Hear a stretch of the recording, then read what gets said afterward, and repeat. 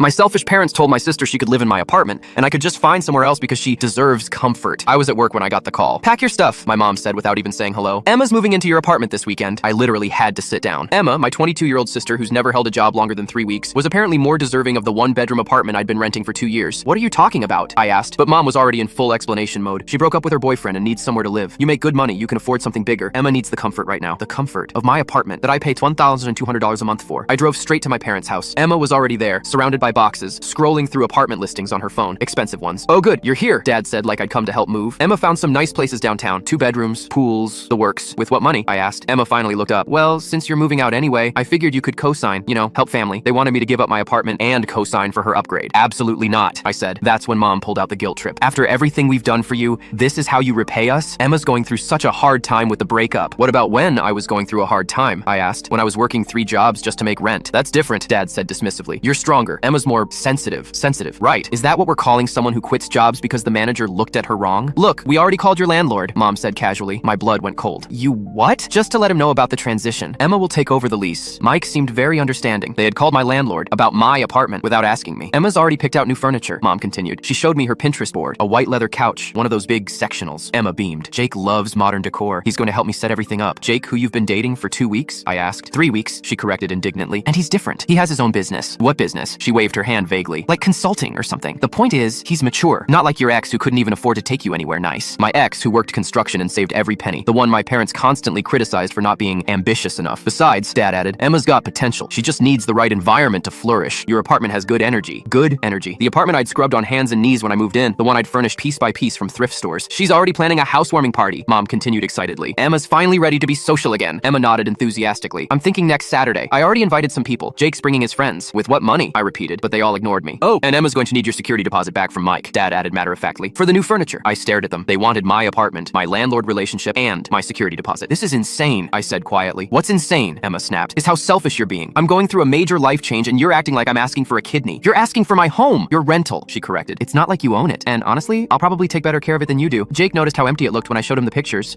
She'd taken pictures of my apartment to show her boyfriend. When were you in my apartment? Last week when you were at work. Mom gave me her spare key. I needed to measure for curtains. Mom had a spare key that I'd given her for emergencies, and she'd handed it to Emma for interior decorating. I pulled out my phone and called my landlord right there. Hey Mike, it's Sarah. I need to add extra security to my apartment. Someone's trying to move in without permission. Their faces dropped. What are you doing? Mom hissed. Protecting my home, I said, still on the phone. Yeah, Mike, family members? No, they're not on the lease. Emma started crying. You're being so selfish. I hung up and smiled. You're right, I am being selfish. With my apartment that I pay for. Crazy concept. Mike showed up an hour later to change the locks. Emma was still crying on the couch, surrounded by boxes she now had nowhere to take. This isn't over, Dad warned as I left. He was wrong. It was.